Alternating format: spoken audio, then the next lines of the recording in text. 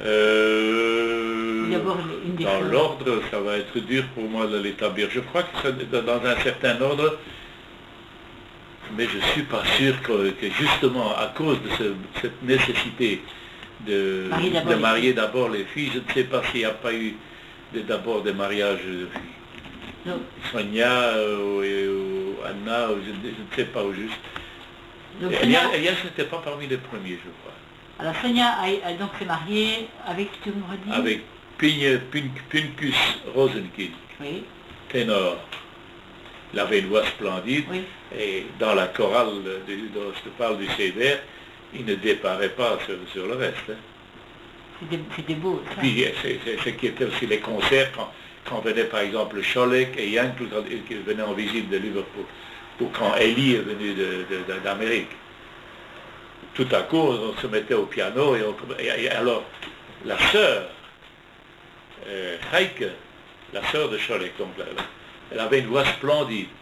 Et quand ils étaient frères et sœurs réunis, qui avaient pigné tout ça, et tout le monde chantait, c'était divin. Comment t'expliques-tu que la musique et le chant avaient tellement d'importance dans cette famille? Comment ça se fait? Parce qu'on était amoureux de la musique, on aimait la musique. Mais c'est la musique plutôt religieuse, la musique religieuse. Au début, on ne connaissait pas autre chose, la musique religieuse, bien sûr. Et les chants synagogaux, les chants des chazanim, les chants des chorales synagogales, c'était surtout ça, évidemment.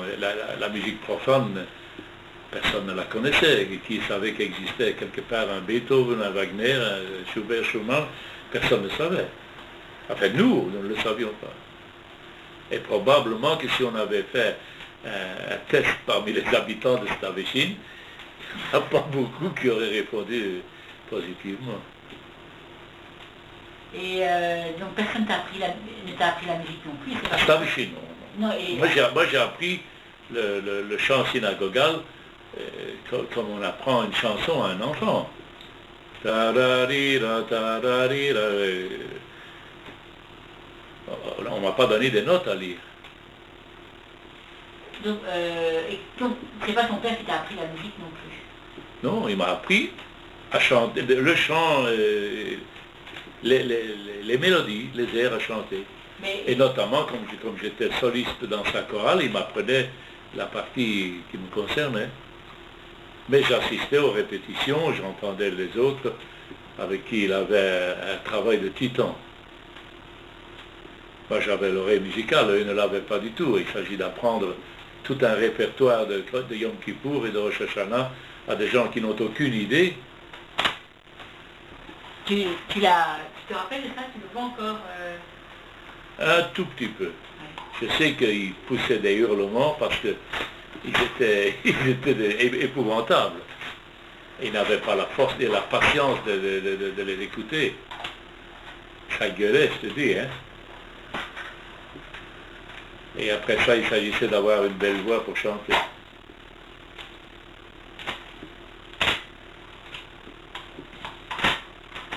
Alors, donc on parlait du ténor, de Rosenkind. Hey, c'est la même, non? Attends. Pas du tout. T'as enlevé. On parlait du ténor, donc de Rosenkind. Tu disais donc... Ça va? Oui, qu'est-ce qu'il faisait? Eh ben, il avait une très belle voix, il ambitionnait d'entrer à la monnaie, mais il était petit et il n'avait pas une culture musicale suffisante. Mais il avait la voix qu'il faut. Il était comme par exemple Joseph Schmidt. Tu as entendu parler de Joseph Schmidt?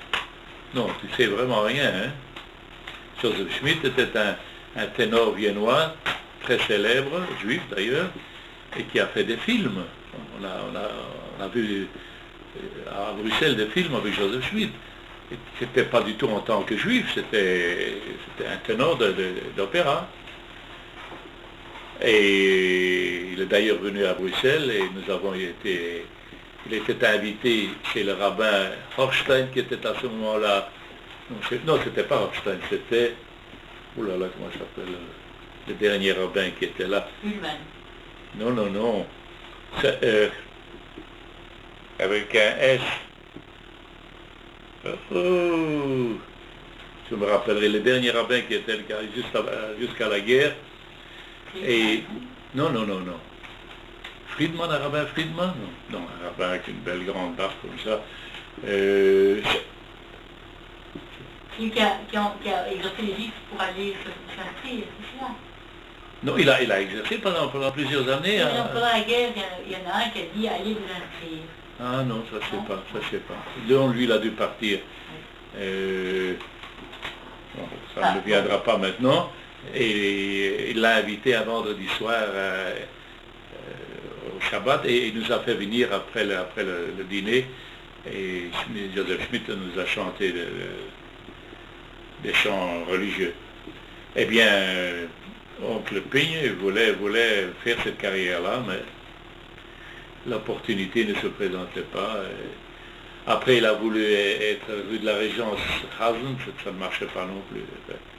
Donc il se destinait plutôt vers une carrière de ce type-là, et finalement... Et il aurait voulu, mais comme il fallait vivre, il travaillait dans la maroquinerie.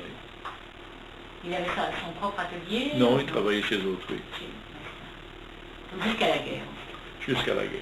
Oui, et eux habitaient séparément, une fois qu'ils se mariés. Eux habitaient, comment te dirais-je, là je ne pourrais pas te...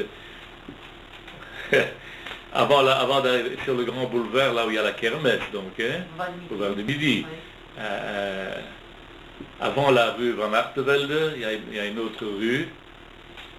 Une rue qui donne sur une sorte de cul-de-sac, c'est-à-dire que la rue s'arrête et il y a une autre rue qui remonte. Il y avait une boulangerie là en face. Tu sais comment s'appelait cette rue? Non. Là, je ne pourrais plus te dire. Et puis, la rue qui coupait, elle remontait jusqu'à la place Fontenas. Là, tu sais pas. Moi, je la prenais souvent pour aller à l'Athénée. Je prenais... Non, c'est celui-là qui coupait. Oui, je venais de la rue Bisset, chaussée de Mons, je prenais cette rue, je passais devant leur boulanger, je tournais, j'arrivais place Fontenas et puis j'allais à l'Athénée. Et c'est là au premier étage qu'ils habitaient, jusqu'à la guerre. Au-dessus de la boulangerie. Au-dessus de la boulangerie, où on voyait pétrir avec les pieds. Oui. Ah oui.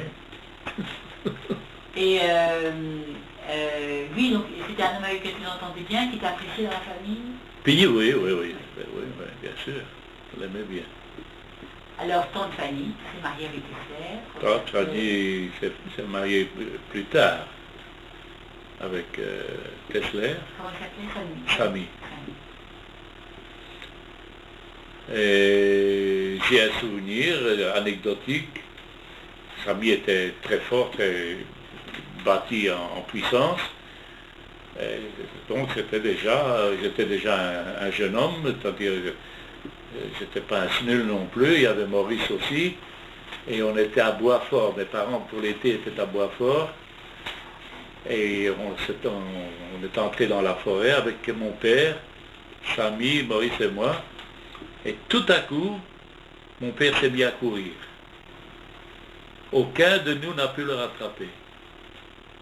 Et c'était déjà un vieillard à barbe blanche. Il a eu une pulsion, il est parti, et Samy qui avait des mollets comme ça, et nous n'étions pas non plus, on n'a pas pu le rattraper. Il a couru peut-être, je ne sais pas, 100 mètres. Après, évidemment, le cœur et tout. Mais c'est une anecdote très typique. C'est que la pulsion peut faire. Un homme qui ne faisait jamais de sport. Non. Et donc, tu parlais de Samy Kessler. Qu'est-ce que lui faisait? Lui, il était secrétaire à la communauté de la rue de la Clinique. Il s'occupait de tout ce qui concerne la communauté. Et donc c'était un beau mariage, c'était considéré comme... Ah ben oui, c'était un intellectuel, il avait fait des études à Marculesti, en Roumanie, et à Bessarabie. Hein? Il venait de Bessarabie. Bessarabie, oui. Et voilà, que veux-tu savoir d'autre? Attends, oui, tu disais que... Fanny et Samy Kessler, c'était le seul mariage d'amour de cette génération-là de la famille. Les autres, c'était des mariages avec, par chatroun et arrangé, présentation et tout et tout. Alors, ça a donné ce que ça peut donner. Des bons ménages vivant affectueusement. C'était pas le grand amour, comme chez eux. Ils se sont vraiment rencontrés eux-mêmes. Eux se sont rencontrés, ils se sont aimés, et voilà, ils se sont mariés. Et alors, donc, il y a Tante Anna. Hein? Tante Anna, par arrangement aussi, avec Abraham Bierman. Lui faisait la représentation en métaux nobles, or, argent, etc. Eux ont habité boulevard de la Revision. Près de l'école, il y a une école, je ne sais pas de quoi, vétérinaire, non, je ne sais pas, il y a quelque chose, une grande école. Et Tante Annie? Tante Annie habitait, eh bien je crois que je ne vois pas autre chose qu'Alfred Schlesinger. Oui, ça, là. Oui, je ne sais pas ce Mais après la guerre, en tout cas, c'était là. Oui, oui. Non, mais ils se sont mariés avant la guerre, évidemment. Oui, oui. Mais je ne vois pas bien s'ils ont habité ailleurs. Et alors, donc, mes parents, hein, qui sont mariés après? Et tes parents, oui. C'est également de la même façon. Présentation. Oui. Tu te rappelles de ça? Tu te rappelles? Non.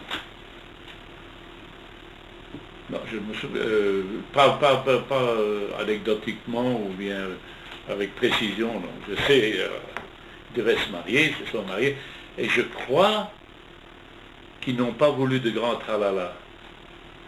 J'ai l'impression que ça s'est fait sobrement à la synagogue, et ils seraient partis en voyage de noces. Pour autant que je me souvienne, je peux me tromper. Ils ne sont plus là pour préciser. Et tu savais qu'est-ce qu'on disait de ma mère, elle était bien accueillie? Très bien accueillie. Bon, ben, on connaissait que ta mère, moi je connaissais que ta mère, personne d'autre. À un certain moment, je crois qu'il y a eu la sœur aînée. Mais je n'en garde aucun souvenir. De Pigneux, il y a eu son frère qui est venu un jour. À la maison? Chez Hitler aussi. À la maison, rue Bisset. Ah, qui est venu de quoi? Qui est venu de Pologne, en visite, de voir la belle famille de son frère. Un garçon très, très intéressant. Et on a vu une seule fois. Et il était pris ici ou en Pologne? Ah, en Pologne. Et la famille Kessler, ils ont que la famille en Russie? Oui, Robert est allé les voir, il a vu encore, je crois que sa grand-mère et ses tantes, il les a vus. C'est formidable. Formidable. Hein? Alors il y a donc Tante Jenny. Hein, Tante Jenny, donc, a épousé Léon Paulet. Et ça, c'était déjà sur le tard. Et ils sont partis dans le même train que nous pour Revel. Et donc, comment tu as rencontré Tante? Comment as-tu rencontré Tante?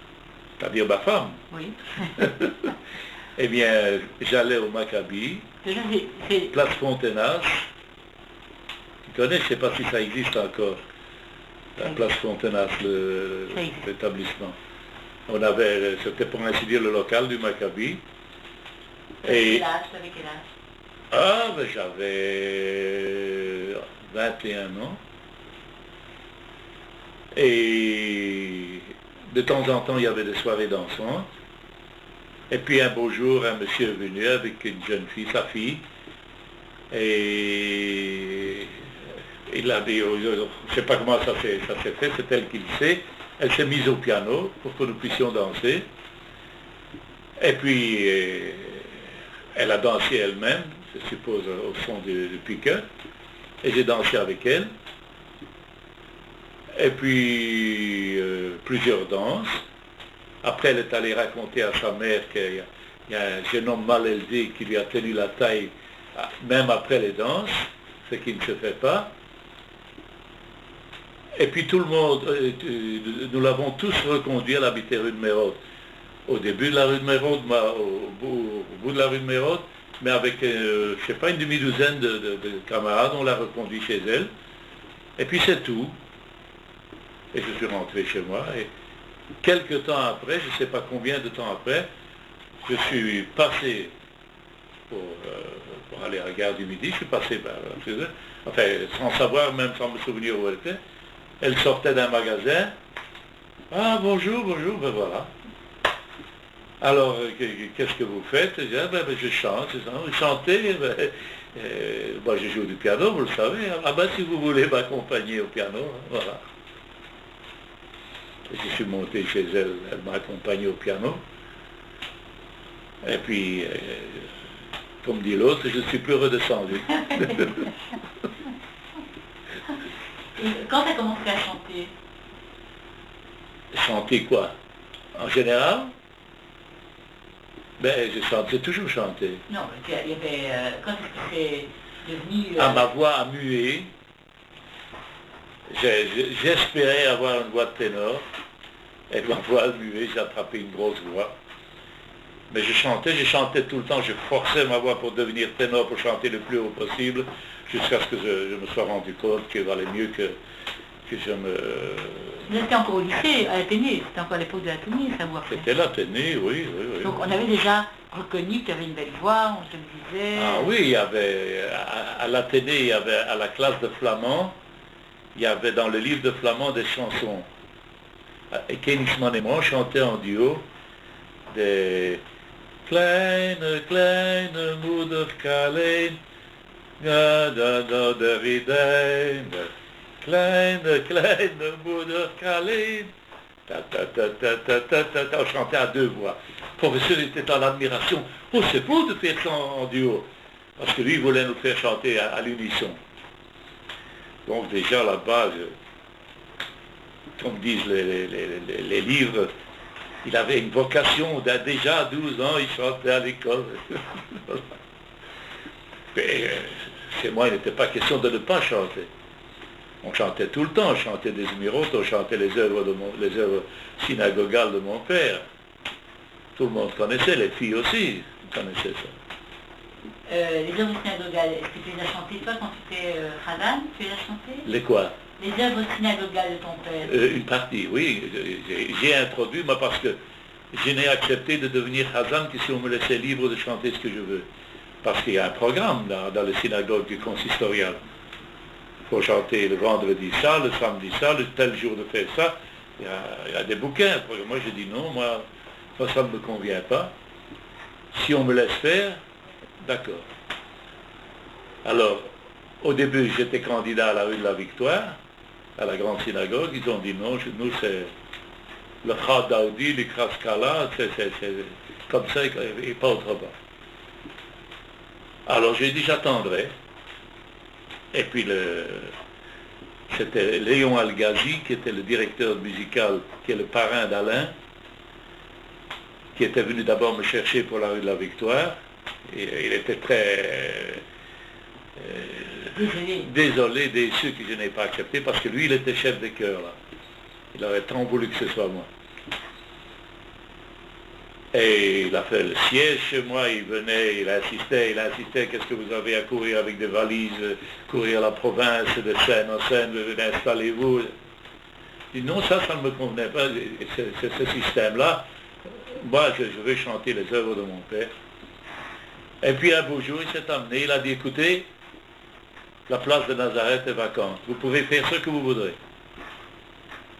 Je dis, vous me mettez ça sur ce papier noir sur blanc, le contrat, venez avec moi au secrétariat, on va vous faire ça. Et là, j'ai chanté presque toutes les œuvres de mon père. Quand ton père est venu m'entendre pour le Rosh Hashanah Yom Kippour, il a entendu tout le répertoire. Il a revécu. Il a entendu tout le répertoire de mon père.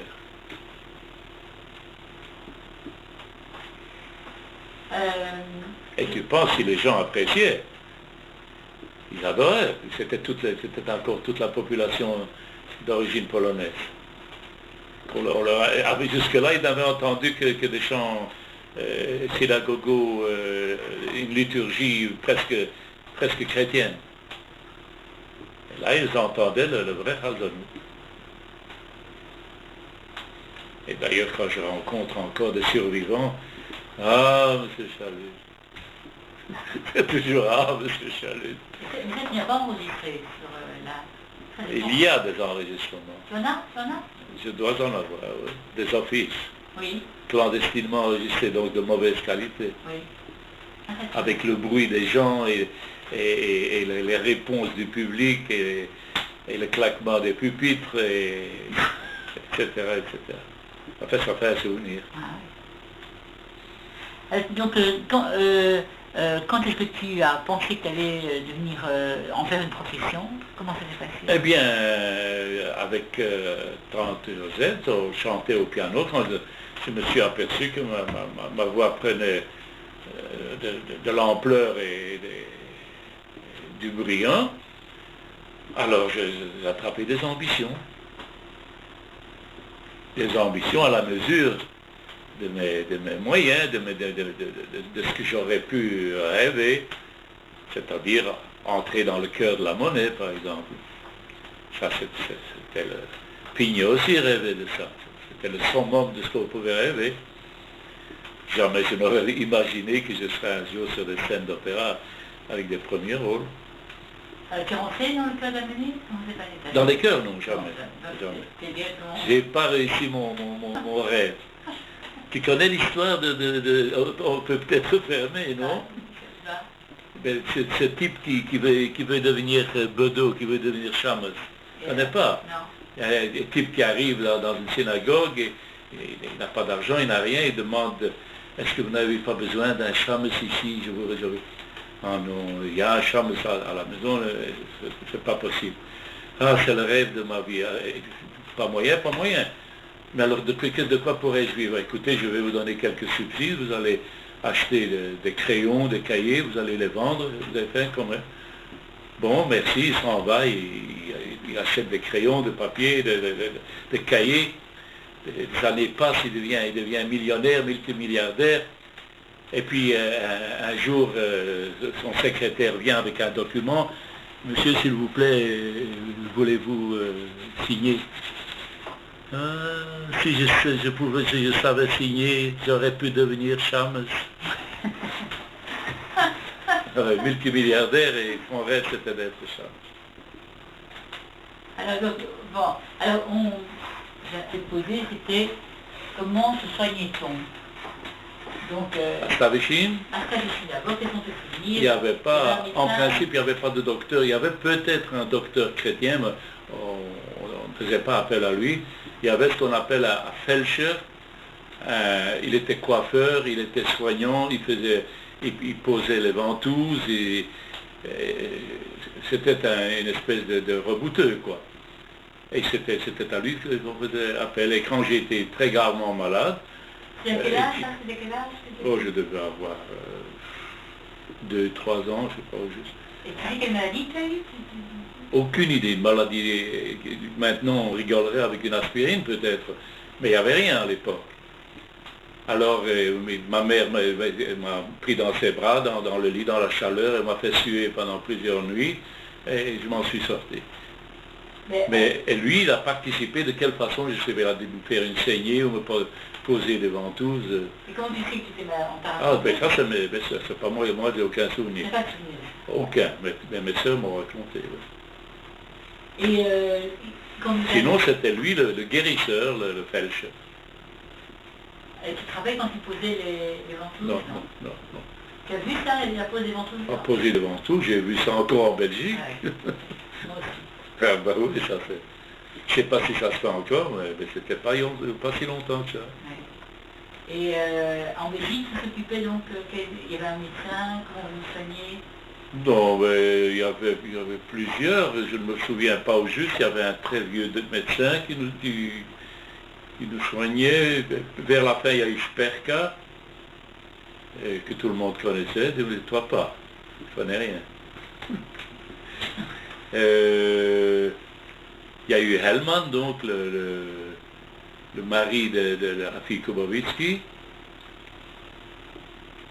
Qu'est-ce qu'il y a eu encore? Non, le dernier que j'ai connu qui soignait mon père, c'était Sperka. Moi, je n'avais pas de médecin spécial. J'ai été opéré du bras, j'ai joué au football avec encore un Hellman, mais qui n'a aucun rapport avec ceux-là. Une espèce de grosse brute, et il m'a bousculé, il m'a marché sur le bras, et cette tante Sonia qui est allée avec moi à l'hôpital, on m'a mis le bras dans le plâtre, et j'ai échappé à l'école pendant plusieurs semaines, une vraie bénédiction. Une autre question que je voulais te poser avant qu'on commence à parler de la rencontre de tante Josette et puis la période de la guerre, etc. C'est au fond, ton père n'a jamais été Chazan vraiment dans une synagogue. Mais si, à Stavichy. Oui, après, à Stavichy. Par la suite, non, en poste, non. Non, donc il faisait les fêtes, les grandes fêtes. Oui. À Scarbet. Oui, peut-être ailleurs aussi. Oui. Je ne sais pas s'il n'est pas allé une fois à Ostende ou un truc comme ça. Mais et puis le négoce pour Pâques, pour faire ça, puis c'est tout. Parce que Baba a réussi à parler d'une petite synagogue où il chantait. Eh ben, pour l'occasion des fêtes. C'est ça, pas pendant l'année, non, je n'ai pas souvenir. Il y avait une belle voix, ton père? Oui, une voix de baryton, oui. Parce que le livre qu'on entend, il est déjà âgé. Écoute, justement, je l'ai aussi entendu trop tard. Pour moi, je ne peux pas juger. C'était pas un super grand. Mais il avait une belle voix. Et donc quand tu dis qu'il a composé, que tu chantais les chants qu'il a composés, lui et son frère ou lui tout seul, le répertoire? Chacun d'eux a composé, mais je ne pourrais pas faire la part de l'un ou de l'autre. Donc ça veut dire que tu connaissais ce que Noah... Je connaissais tout ça parce que mon père le chantait, peut-être chantait-il d'une part ses œuvres, d'autre part celle de son frère, mais il n'a jamais dit ça, c'est que je chante là, c'est que vous chantez, c'est de moi ou ça c'est de Noah. Mais ça veut dire aussi que lorsque tu te retrouvais avec Cholek, vous chantiez la même chose. Ah oui, ah oui. Un répertoire commun. Alors là, j'ai un bon souvenir, un grand souvenir, quand j'ai été en Israël la première fois, c'est-à-dire en 62, il y avait déjà là-bas Yankel, l'autre frère de Cholet, et on est allé, avec un monsieur qui nous a conduits, eux trois, c'est-à-dire Yankel, Cholet, et Noah et moi, et à tous les villages, on est parti en périple, à tous les villages, on s'arrêtait au milieu de la nuit, sur la place publique, et on chantait. Ce que nous connaissions donc. Et c'était joli, je peux te garantir, c'était joli. Pour le plaisir, comme ça, je crois.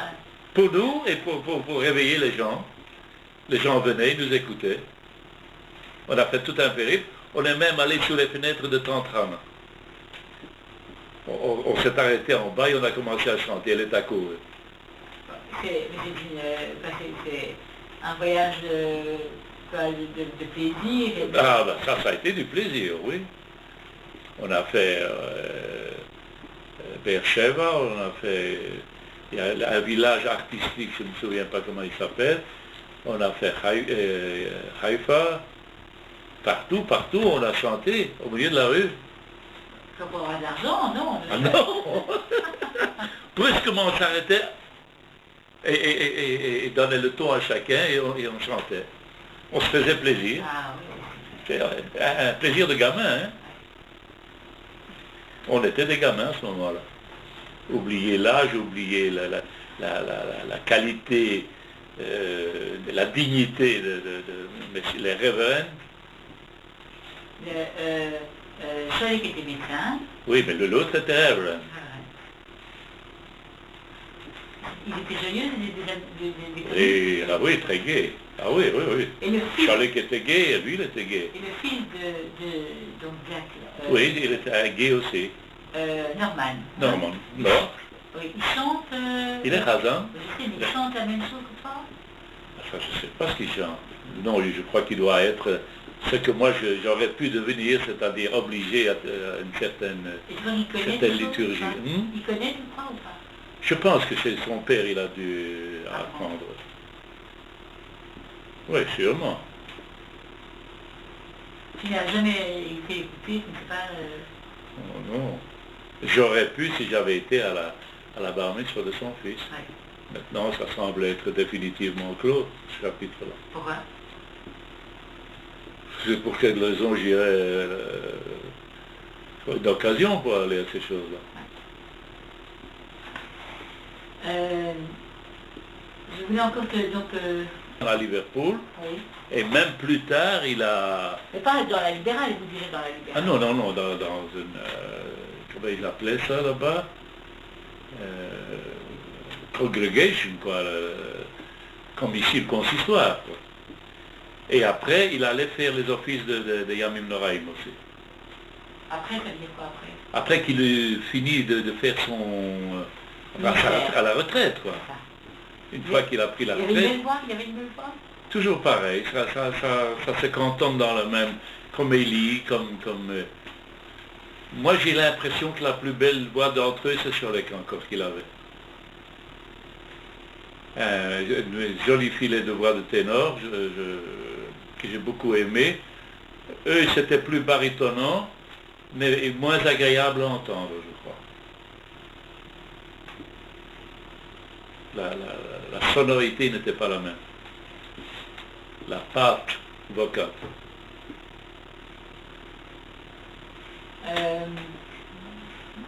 C'est super. Hein? Si on fait ça, c'est super. Tu as fermé? Non, tu en parles là-bas. Je n'ai pas dit de quoi. Et puis ta machine aussi, non? T'es prêt? Si on me retrouve bien. Il faudrait un témoin supplémentaire. Franck Maurice? Dommage, je ne sais pas, il ne doit pas avoir beaucoup plus de souvenirs que moi. Peut-être un peu plus, il a quand même, je crois, 3 ans de plus que moi.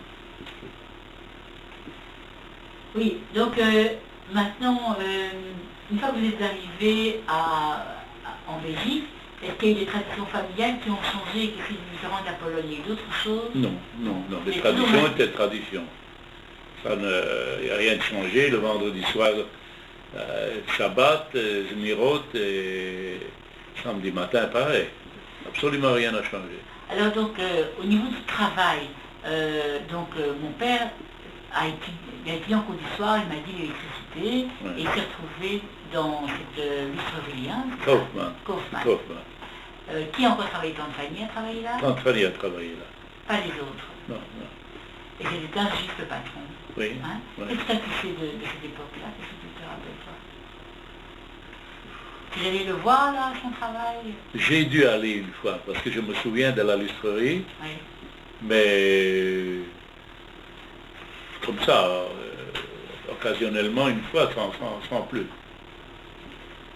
Je sais qu'il était très apprécié, très estimé, et qu'il dirigeait son patron à la baguette, et que le patron ne se laissait pas faire, alors c'était 2 baguettes qui se croisaient.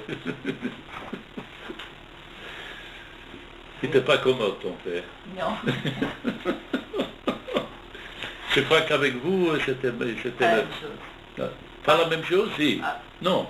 Bah, Non, là, c'était vraiment affectueux, oui. rapport père et enfant. Oui, enfin bon, il était autoritaire, mais affectueux, oui. Oui. Et avec nous, peuple d'affection, alors c'était autoritaire. Oui. Alors donc, et autre chose que je vais te demander, c'est à propos de l'éducation des adolescents. Donc, est-ce que tes parents ont joué un rôle dans ton éducation à ce moment-là? Est-ce que tu te rappelles de messages qu'ils t'ont donnés ou quoi? Non, je ne peux pas dire, non. Il veillait à ce que j'observe tout ça. Tu veux raconter une histoire de cigarette, concernant la cigarette, mais je ne me rappelle plus. Concernant la cigarette, Oui. moi, Oui. j'ai pas eu de problème puisque j'ai jamais fumé. Non, Non. on ne pouvait pas fumer. Cigarette, non. Il y avait... qu'on ne fumait pas le Shabbat ou les autres choses. Non, pas question, je ne fumais même pas le lundi. Donc, Pas de problème du Shabbat. des amis de ton père. Alors c'était évidemment deux, trois vieux, quoi. C'était le... Dont il a fait connaissance ici. Ici, En à Belgique. Bruxelles, tu veux Oui, dire. oui. Oui, bien sûr. Il y avait le chazan officiel Lubelski, qui était le chazan de la rue de la Clinique, et qui rêvait pour sa fille que mon père fasse venir Yankel. Il voulait Yankel comme gendre. Et mon père, j'ai écrit, en fait, j'entendais parce que je rentrais de la synagogue avec eux toujours. Je marchais à côté de mon père et j'écoutais, ça revenait toujours le même refrain. Yankel. Et puis il y avait le grand-père de Kredigsman, il y avait un vieux Hellman, enfin quelques vieux de la génération. Abelev était déjà plus jeune.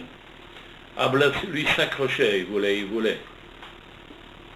À un certain moment, il a aspiré à épouser Tante Anna. Il venait pour ça. Et elle s'enfuyait chaque fois qu'il venait, elle fichait le camp. Il la dégoûtait. Et voilà. Et, Une chose que tu savais, non? je savais... On en avait parlé, non? Non, je savais l'histoire à propos d'oncle Elias. À propos d'oncle Elias. Rachel Baum. Oui. Machine à écrire. Je crois qu'elle est morte. Oui, machine à écrire. Elle s'appelait machine. Elle s'appelait machine à Je écrire. ne sais pas pourquoi. Pourquoi l'autre s'appelait Cache-que, à savoir. Parce que je ne divulgue pas un secret. Bon, passons. Oui, donc... Comment en étions-nous? Oui. Et toi, tu n'avais pas, avant de rencontrer ton sujet, tu n'avais pas, on ne t'avait pas... Ah si, il y avait une candidate Oui. avec beaucoup de pognon. Et alors? Je crois que c'était 1,5 million de l'époque. C'était toute grande fortune. Et puis avec des espérances, un oncle qui était armateur en Amérique, enfin, c'est pas toute l'histoire. Non, tu vois, je suis toujours aussi pauvre. Chez nous, dans la famille, on n'a pas fait des mariages d'argent. Donc, les naissances de tes neveux et nièces, tu t'en rappelles? Non, on venait annoncer. Le premier, c'était Élie, évidemment. Abraham est venu à la maison, c'était rue Bisset. C'était un garçon, ça a été la grande joie. Tu parles du premier petit-fils, le premier neveu. Et puis le reste, oui, ben ça pouvait pas être un grand événement pour un jeune homme comme moi. Alors, maintenant, si tu es d'accord, on va parler de donc juste l'avant-guerre, qu'on commence 39, 40, 41, etc. Les différentes péripéties. Donc tu m'avais raconté différentes choses, tu m'avais raconté, mais ce n'était pas enregistré. De quoi? Donc lorsque Je travaillais au comité d'action économique. Tout. Vraiment, il faut que, si tu veux... Tout à fait dans l'ordre chronologique. Je travaillais donc... Tu étais déjà marié avec le temps? Non, on s'est marié à Lyon. J'étais déjà avec elle, mais pas marié. Je travaillais à mi-temps chez Kubowski dans son cabinet d'avocat, chez Léon. C'était à quelle année ça? Avant-guerre, donc. Quelle année? 37, 38, 39, 40. Moitié chez lui, moitié au comité d'action économique, c'est-à-dire le comité qui était destiné à faire boycotter l'Allemagne et les produits allemands. C'était un comité juif. C'était un comité juif. Oui, bien sûr. Comité d'action économique, c'est-à-dire agir économiquement sur l'Allemagne pour qu'on boycotte les produits allemands. C'était donc avant que ça ne devienne vraiment tragique. Et puis après, ce comité d'action économique s'est dissous et alors s'est créé le RAD, c'est-à-dire l'association de toutes, il y a eu des charades de toutes les associations juives, dont Léon était le président, et il y avait le rabbin Sagalovitch. Voilà, Sagalovitch. Attends, est-ce que c'est le comité des Juifs qui, en général, a été institué par les Allemands dans tous les pays? C'est pas ça que tu parles? Ah non, pas du tout, pas du tout. Ça, c'est eux qui ont institué par la guerre. Non, il s'agissait de réunir un comité de coordination. De toutes les obédiences, depuis les communistes jusqu'à l'extrême droite. Toutes les associations, je crois qu'il y avait 36, 37 associations, faisaient partie association. Il y avait un comité avec un bureau, et dans ce bureau siégeait le président de toutes ces associations, et Léon était le président, Sagalovitch rabbin, conseil, et moi j'étais secrétaire. Et donc, on avait un local rue de la Linière. Je ne sais pas si tu sais où c'est entre Kubowitz, entre le bureau de Léon qui était rue de la Source. Quel numéro rue de la Source? 111 rue de la Source. Et il était avocat, là, c'est ça? Il était avocat. Reconnu sur la place, donc... Ah, bien sûr.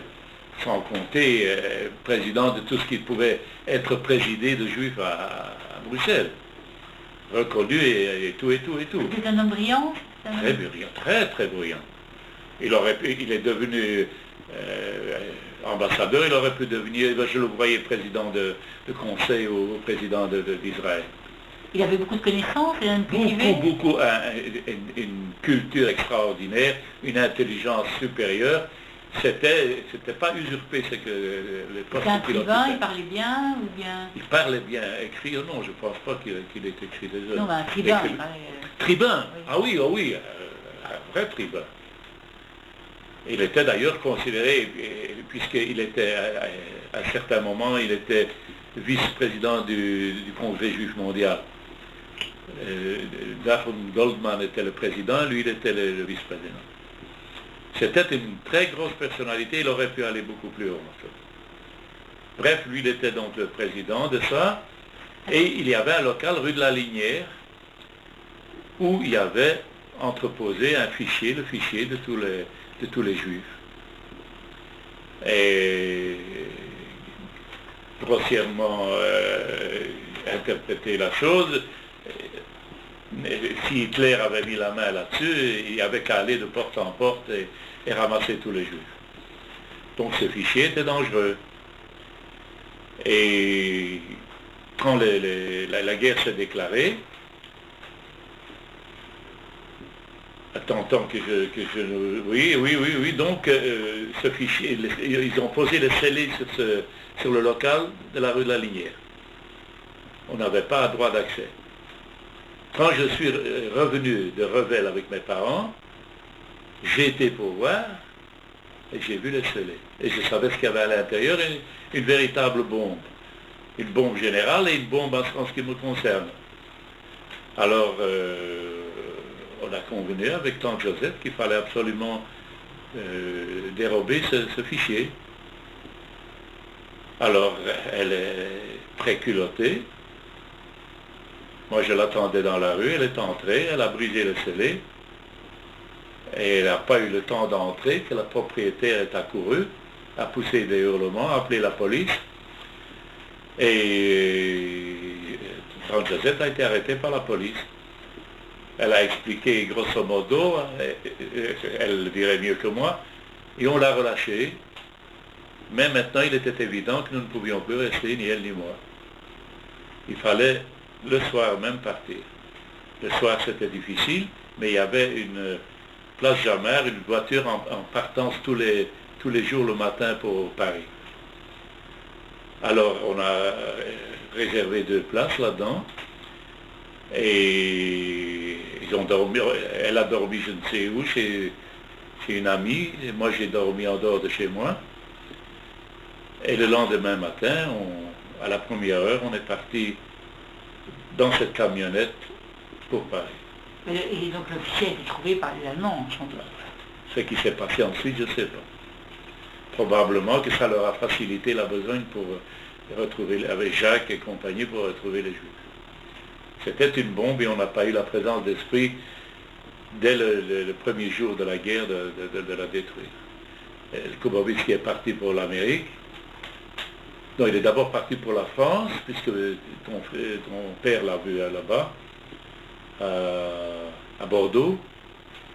Et de là, il avait un affidavit, il est parti pour l'Amérique. On peut reprendre chronologiquement, parce que il y a eu, donc, en 37, il dit que tu travaillais, en 36, 37, etc., tu travaillais mi-temps le matin chez Koubovitski. Hein? Oui, non, pas 36, non, plus tard. D'abord, j'ai travaillé à plein temps au comité d'action économique boulevard Émile Jacquemin. Et ensuite, ça a déménagé à Avenue Louise. Et là, j'ai travaillé les après-midi. Non, d'abord, également à plein temps, Avenue Louise. Après ça s'est terminé. Donc, je suis passé à mi-temps chez Koubovitski et à mi-temps au RAT. Et quand est-ce que tu as travaillé avec tonton Clément? C'était quand ça? Au RAT, là. Au RAT. Oui. Ah. Donc, au Conseil économique, c'est ça, au comité économique. Comité d'action économique. Comité d'action économique, c'était aussi Koubovitski qui était président. Oui, toujours, oui. Alors, et tu es arrivé, c'était ton premier travail?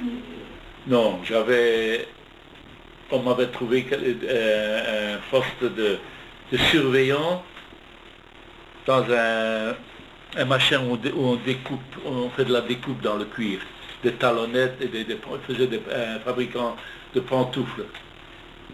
Mais il fallait que je fasse, comment appelle-t-on ça? Le mouchard. J'étais là, j'étais désigné spécialement pour dire au patron ce qui se passait dans la journée, s'il travaille, s'il ne travaille pas. Une entreprise juive. Oui, oui, un ami à Oncle-Eliach. Alors ça ne m'a pas convenu, j'ai quitté. Et donc, on t'a proposé un travail administratif, hein, c'est ça, hein, intellectuel. D'où? Là, non. Non, là, après, oui, là c'était au comité d'action économique. Travail de secrétariat, travail d'archives, etc. Mais j'ai aussi, entre-temps, été faire une sorte d'archara dans l'électricité.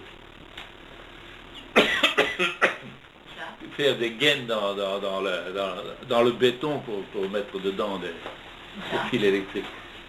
Et chez un électricien qui s'appelait Heulebroek. Donc là, tu allais faire un peu le même métier que papa, c'était ça l'idée. L'idée était d'apprendre un métier et peut-être inspiré par le métier de ton père. Donc tu n'as pas tenu longtemps le coup? Ça a duré quelques mois quand même. Mais je dois dire que ça s'est terminé sur une forte grippe. Après, je ne suis plus retourné. J'ai attrapé dans les courants d'air et tout ça, une grippe. Et quand j'ai été guéri, j'ai plus eu le courage de retourner. La archara était terminée. Alors donc, qu'est-ce que tu as fait? Qu'est-ce que tu faisais le matin chez Koubovitski, l'après-midi? Qu'est-ce que tu faisais dans chaque année? Alors d'abord à plein temps, hein? D'abord, tu as commencé à travailler à plein temps. À plein temps, mais je te dis, de secrétariat, d'archives, de classement de dossiers, taper à la machine. Et c'est là qu'il y avait ce centre où on répondait à tous les attaques antisémites. C'est là? C'était là? Non, c'est plus tard. Pas spécialement. Il s'agissait surtout d'inciter les commerçants et les industriels de ne pas faire des affaires avec les Allemands. Et ça a été efficace? Aussi tellement efficace qu'on connaît la suite. Hein. Oui, non, mais les gens... Peut-être qu'il y a eu un certain boycottage, mais enfin, c'est comme les gens qui devaient maintenant boycotter l'Irak. Ça a duré un moment, ça a été d'une certaine manière, mais il y a toujours eu des fuites. L'Allemagne s'en est relevée, visiblement. Alors, il y a eu, donc, après ça, à 8 ans chez Koubovitski, qu'est-ce que tu faisais là, chez lui? Alors là, de ces affaires d'avocat, des dossiers. Ah, j'ai appris pas mal de choses, oui. J'ai appris d'abord à connaître le français comme il faut, à rédiger des lettres comme il faut, à respecter la syntaxe, à respecter les règles grammaticales. Chez lui, il n'y avait pas c'était un perfectionniste, il ne s'agissait pas de faire de l'à peu près. C'est lui qui te formait. Ah oui, j'ai Comment beaucoup appris de lui. Comment tu es arrivé à travailler chez lui? Comment il est arrivé à travailler chez lui? Tu t'es présenté ou ça Non. Oh, ça. La genèse de la chose, je suppose que quelqu'un a dû, peut-être ma mère à sa mère, peut-être Elias, je ne sais pas où juste, probablement de cette façon-là, familiale. Vous voyez, Noginche. Et donc, le matin, tu travailles là, et l'après-midi, à Sera. L'après-midi, c'est là que tu as rencontré, donc... la lignée. Et c'est là que tu as rencontré le RAD, c'est là le RAD. Hein, c'est ça, oui, une sorte de RAD, je ne sais pas comment ça, l'association des organismes, des organisations.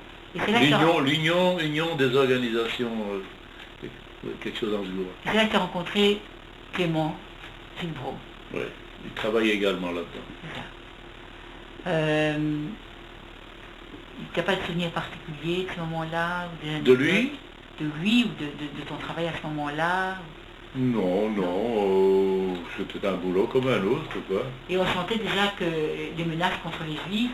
Ah ben ça aucun doute, mais la déclaration de guerre, on ne s'y attendait pas. Tu sais, on a vécu la drôle de guerre d'une façon très banale. Hein. On ne sentait pas une menace. La journée du 10 mai 1940 a été plus qu'une surprise. Le matin de la déclaration de guerre, quand on s'est éveillé, on entendait la DCA qui tirait. C'était un bouleversement. Il va y avoir une guerre, cette chose impensable, la guerre. Mais sinon, l'approche de la guerre, on ne la sentait pas. Enfin, moi, personnellement, non. Et tu sentais déjà des vexations contre les Juifs qui avaient déjà... Non, pas spécialement. Enfin, l'antisémitisme en Belgique a toujours existé. Smoz, tu ne sais même pas l'existence, toi, du mot Smoz.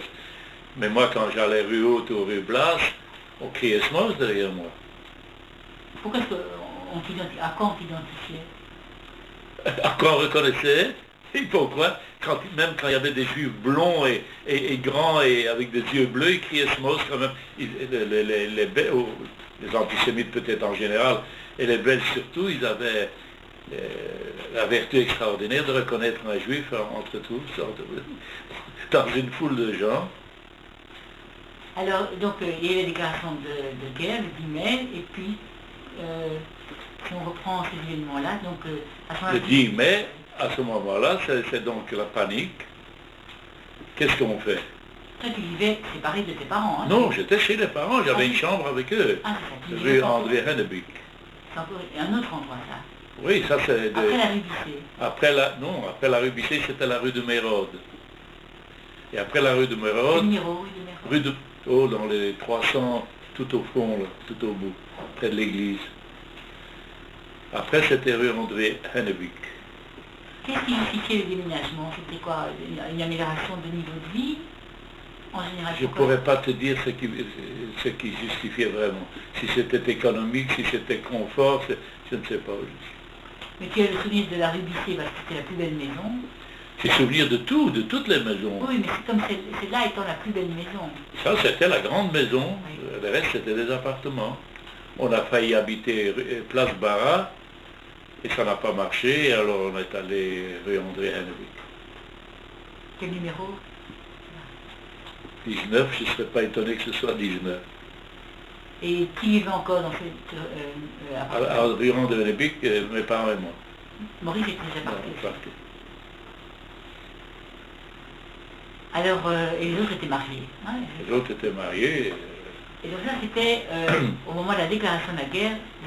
Nous étions rue André Hennebick, nous avons ouvert les volets et paf, paf, paf, la DCA, qu'est-ce que c'est? Les avions, les gens dans la rue, aux fenêtres, on criait c'est la guerre, les Allemands sont là. Alors là commence la panique, qu'est-ce qu'on fait avec des vieux parents? Qui va se charger? Moi je suis marié, moi j'ai... Personne? Il n'y a que toi? J'ai dit oui, mais alors, elle est la responsable, qu'est-ce qu'on va faire? Le 10 mai était un vendredi matin. Il faut réunion le vendredi soir à la maison.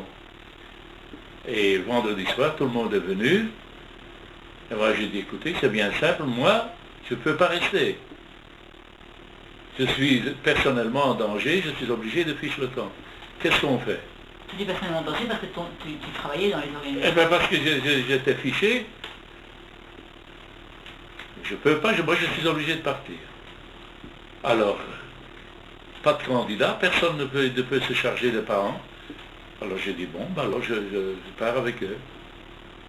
Dimanche matin, pour attendre que le Shabbat soit passé, dimanche matin, à la première heure, nous partons. On ne peut pas dire que ça a été accueilli avec enthousiasme, mais ben, aussi c'est avec soulagement quand même. Il y a quelqu'un qui va s'en occuper. Mais la séparation avec les parents est toujours extrêmement dure, nous avons toujours vécu avec eux. Et donc la décision a été prise, je pars. Nous partons. Et le dimanche matin, on annonçait qu'il n'y avait plus qu'un train pour tourner. Le dernier train, après on fait sauter les ponts.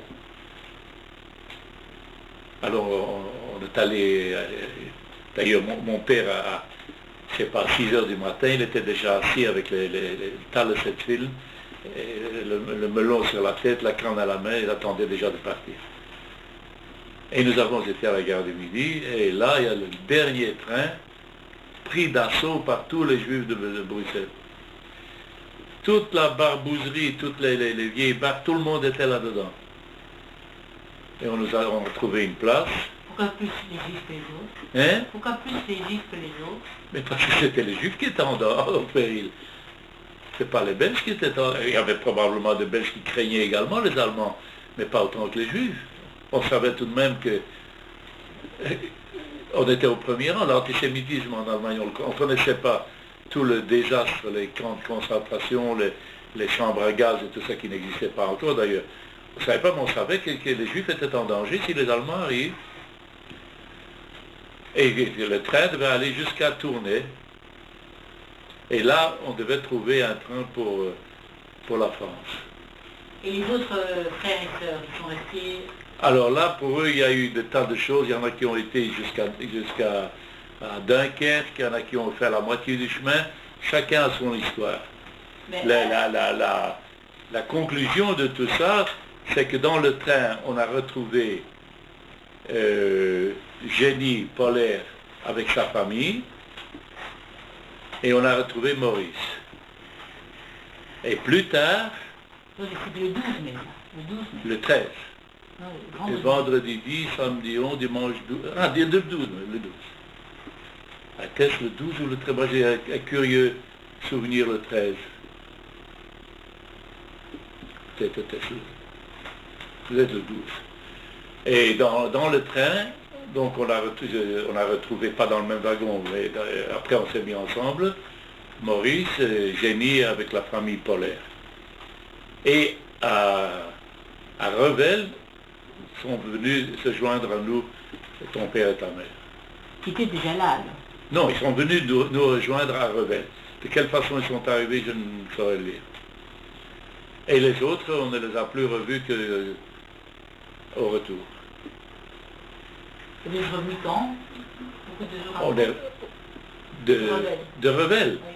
On est revenu après à Chalamoy et Sukkot, ça devait être au mois de octobre-novembre.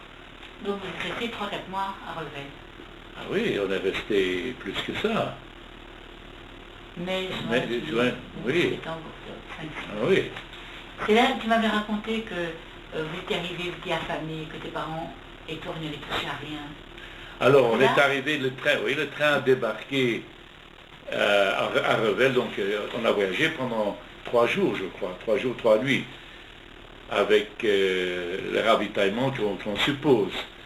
De l'eau, il fallait aller courir, dès que le train s'arrêtait, courir, remplir les gourdes d'eau, du pain, c'est tout ce qu'il y avait. Et on est arrivé à Revel, affamé, tout le monde.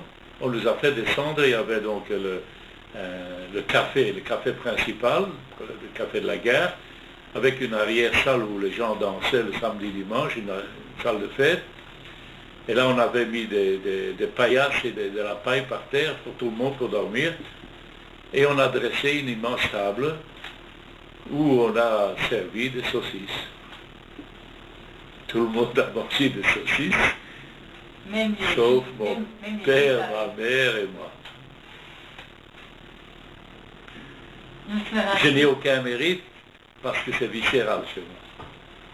Ça me fait vomir rien que l'idée, alors je n'ai pas de mérite. Mes parents, c'était probablement la même chose, mais en plus, la piété. Et ça m'est resté. Mais il y avait d'autres juifs qui Et la faim était atroce. Et puis, on s'est mis à la recherche d'un ravitaillement possible. Je ne me souviens pas bien ce qu'on a trouvé, mais on a dû trouver dans une épicerie quelque chose à manger. Je suis toujours à l'antenne? Toujours à l'antenne. Oui. Oui. Et alors, donc, où est-ce que vous dormiez? Après, nous, on a dormi dans la paille, naturellement, mais on a supplié en payant d'avoir une chambre pour mes parents. Ils ont eu une chambre. Et quand tu dis nous, c'est-à-dire Tante Josette était avec toi à ce moment-là? Oui, bah, enfin, c'était surtout Maurice et moi. Après ça... Tante Josette était avec toi ou pas? Tante Josette était avec toi ou pas? Je n'ai pas compris. Oui, ils étaient avec nous, oui. Mais il y avait un problème, c'est qu'elle était de l'autre côté, elle était avec les polaires. Il y a eu d'ailleurs des drames. À certains moments, mon père s'est plaint que Jenny ne s'occupait pas de nous et elle était de l'autre côté.